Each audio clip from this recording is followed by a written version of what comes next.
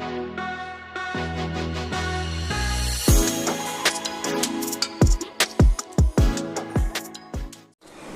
वालेकुम तमाम दोस्तों को मैं खुश आमदीद कहता हूँ अपने चैनल सादात एवरी में। उम्मीद करता हूँ आप सब खैर खैरियत से होंगे और आपके बर्ड भी सेहतमंद होंगे। आज हम बिल्कुल बेसिक कुछ चीज़ों को डिस्कस करेंगे जो कि आपको ख्याल रखना है जब भी आप नया लव बर्ड ख़रीदने जाएं या कोई भी बर्ड ख़रीदने जाएं तो उससे पहले अगर आप इन पॉइंट्स पे गौर करेंगे तो इंशाल्लाह आपको एक अच्छा परिंदा मिलेगा और आपको फ्यूचर में पछताना नहीं पड़ेगा।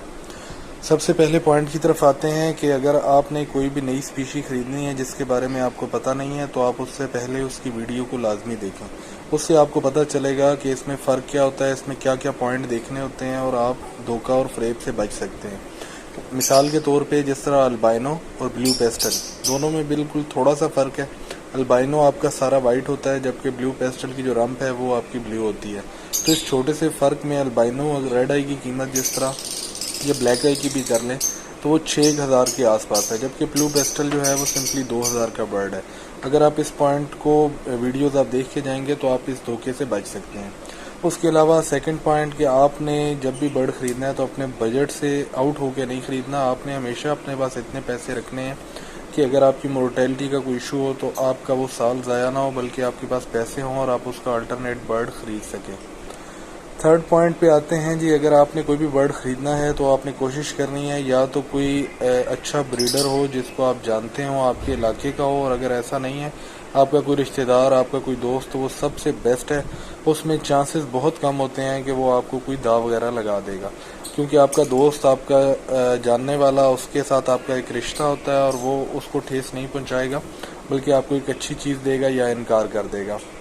उसके अलावा हमेशा जब भी बर्ड लें तो डीएनए वाला बर्ड लें और हिस्ट्री, उसकी ब्रीडिंग की हिस्ट्री चेक करें, क्योंकि मुझे तो अंदाज़ा है अगर मेरा कोई भी बर्ड है तो मैं लाजमी उसकी वीडियो बनाता हूँ ब्रीडिंग के टाइम पे, और हर एक अच्छा ब्रीडर उसकी एक वीडियो बनाता है। तो आपने जब भी बर्ड लेना है तो एक तो डीएनए बर्ड लेना है, दूसरा हिस्ट्री को चेक करके लेना है, क्योंकि अक्सर लोगों का काम क्या है कि वो बिल्कुल पट्टे उठाते हैं, सेल्फ वे उठाते हैं और उसके बाद उनको सेल कर देते हैं। उनको लोगों से कोई लेना देना नहीं है कि वो किस तरह की ब्रीड उठा रहे हैं, क्या कर रहे हैं। तो इस वजह से कोशिश करें डीएनए बर्ड उठाएं और ब्रीडिंग हिस्ट्री चेक करके लें कि वो उसी का बर्ड हो, उसमें रिंग उसी के घर का पहनाया हुआ हो।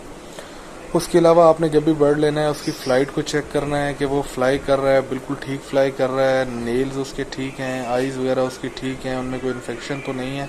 और उसके अलावा आपने कोशिश करनी है आप कार्गो ना मंगवाएं बल्कि आप खुद जाके वहाँ से बर्ड परचेज़ करें तो वो सबसे बेहतर है। जब भी आप नया बर्ड लेके आएँ तो उसको अपने घर में सबसे पहले 15 दिन के लिए एक हॉस्पिटल केज आप रखें, उसमें आप क्वारंटाइन करें बाकी बर्ड से अलावा।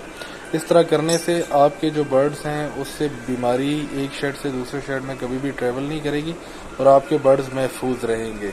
अगर आप इस तरह नहीं करेंगे तो एक शेड की बीमारी दूसरे शेड में होती है आपके घर आएगी और आपके बर्ड्स भी बीमार हो जाएंगे।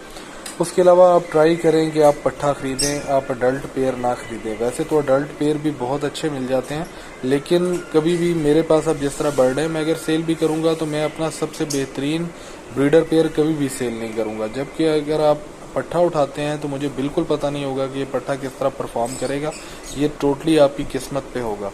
इसलिए जब भी उठाएं कोशिश करें पट्ठा उठाएं, उससे आपको हो सकता है बहुत अच्छा बर्ड मिले। लेकिन अगर आप ब्रीडर उठाते हैं तो फिर इस चीज़ की श्योरिटी नहीं होती। और जो बेस्ट टाइम होता है बाई करने का बर्ड को वो होता है दिसंबर से लेकर जनवरी तक, क्योंकि इसमें जो बर्ड आपको मिलेगा वो हमेशा फर्स्ट क्लच का मिलेगा और जो सबसे बेस्ट बर्ड समझा जाता है वो हमेशा फर्स्ट क्लच का बर्ड ही समझा जाता है। उसके बाद सेकंड क्लच जो कि आपको मिलेगा अंदाज़न फरवरी मार्च तक, और जो लास्ट क्लच का बर्ड होता है वो आपको मिल रहा होता है जून जुलाई तक, और वो नेक्स्ट ब्रीडिंग सीजन के स्टार्ट तक तैयार भी नहीं होता। जब जो कि आप बर्ड दिसंबर और जनवरी में उठाते हैं या फिर आप फरवरी मार्च तक उठा लेते हैं, वो आपके नेक्स्ट ब्रीडिंग सीजन में एक अच्छी ब्रीड करने के लिए तैयार होता है, अगर तो वो एक ब्लैक आई बर्ड है तो। उसके अलावा जो आप बर्ड लेके आएँ कोशिश करें उसको 3/1.5 इंटू 1.5 की केज में रखें ताकि उनकी अच्छी ग्रोथ हो, फ्लाई अच्छा कर सके। और जब वो फ्लाई अच्छा करेंगे तो at the end of the day आपको वो रिजल्ट अच्छा देंगे और जब ब्रीडिंग सीजन आएगा तो वो बेहतरीन तरीके से परफॉर्म करेंगे। कोशिश कर रहा हूँ वीडियोस को जितना छोटा कर सकूँ और टॉपिक को जितना कवर कर सकूँ उतना करूँ। मज़ीद अगर आपके सवाल हैं तो आप कमेंट सेक्शन में मुझसे पूछ सकते हैं। यहाँ पे मुझे इजाज़त दें, अपना ख्याल रखें, अपने बर्ड्स का ख्याल रखें और अल्लाह पाक आपको बेहतरीन किस्म की ब्रीड से नवाजे। आमीन सुम्मा आमीन। अल्लाह हाफ़िज़।